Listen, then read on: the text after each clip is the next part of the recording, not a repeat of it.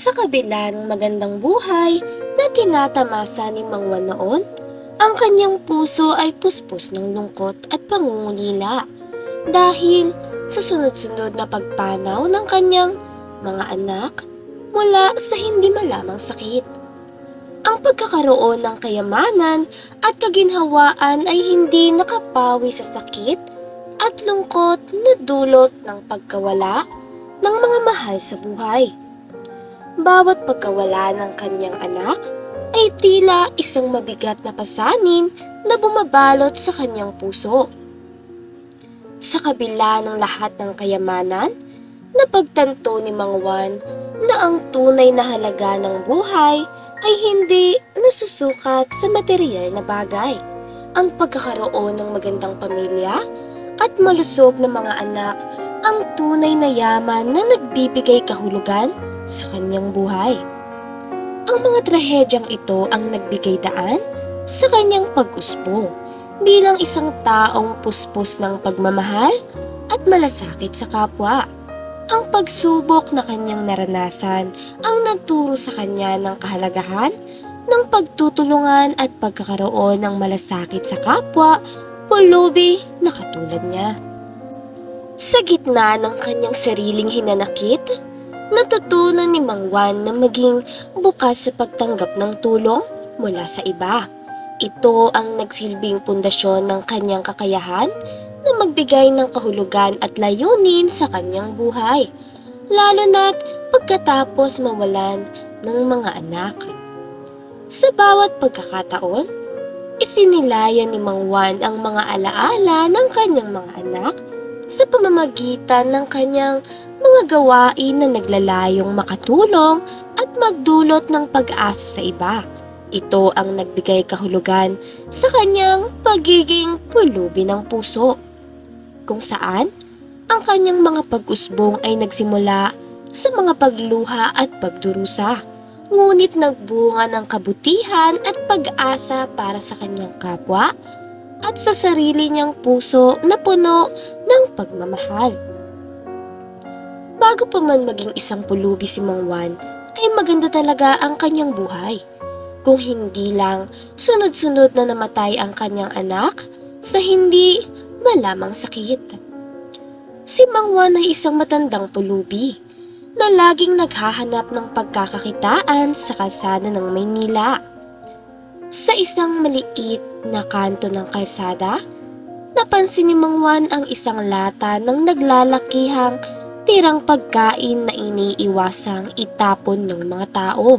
Masusing iniabot ni Mang Juan ang kanyang kamay at nang masulyapan ang laman ng lata, napagtanto niyang may mga natirang tinapay, dilata at kahit isang pakete ng dilatang spaghetti.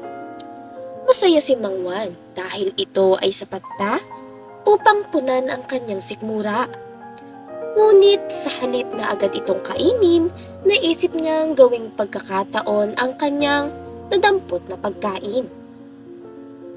Naisip ni Mang Juan na hatiin ang natirang pagkain at ipamahagi ito sa mga kapwa pulubi sa kanyang paligid. Binabalot niya ang tinapay sa malinis na papel, iniayos ang dilata at naglakad patungo sa mga kakilala niyang naglalakad-lakad sa kalsada.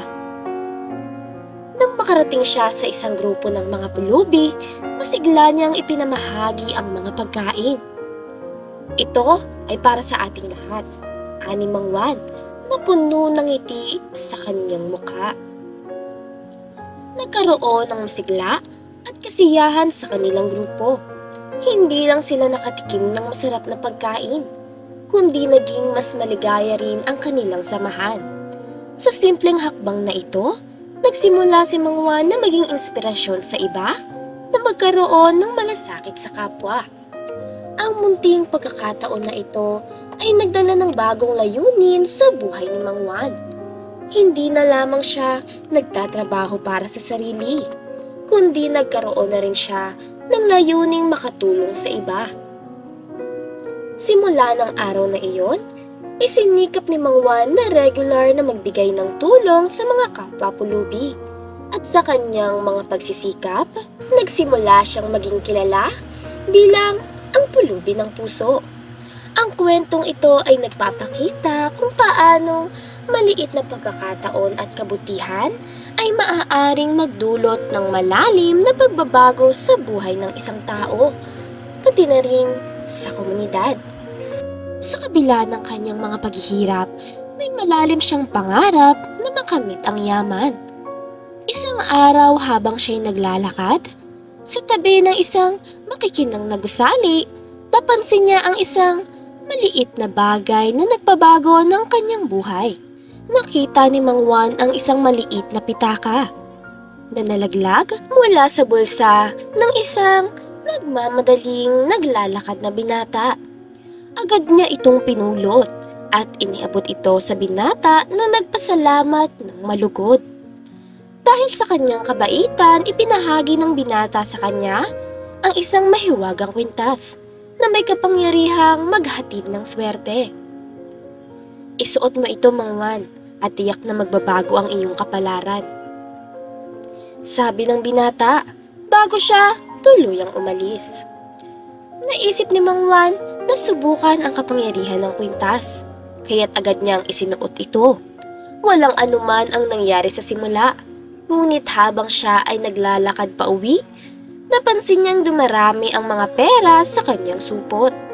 Isang himala, nagsimula siyang yumaman at naging kilala siya sa lugar bilang mayamang pulubi. Sa kanyang yaman, nagkaroon si Mang Juan ng malaking puso. Itinayo niya ang isang paaralang libre para sa mga batang walang kakayahan. Sa kanyang pangangasiwa, lumago ang paaralan at naging sentro ito ng edukasyon sa kanilang komunidad. Ngunit kasabay ng kanyang tagumpay, dumating ang mga tukso at inggit. May mga taong nais siyang ibagsak at kunin ang kwintas na nagdala sa kanya ng yaman. Isang araw, isang magnanakaw ang nagnakaw ng kwintas habang siya'y natutulog. Pagkagising ni Mang Juan, hindi na niya ito makita. Nagsimula siyang mawalan ng yaman at ang kanyang paaralan ay unti-unting nagsara. Sa kabila ng lahat ng ito, hindi siya nawalan ng pag-asa.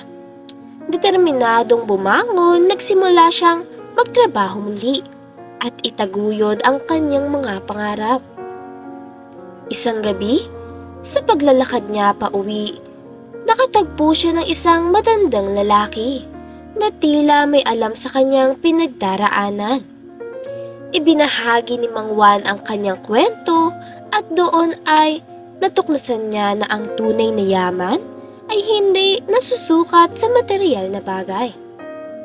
Ang pagbabago sa iyong buhay ay nagsimula sa loob ng iyong puso, sabi ng matandang lalaki.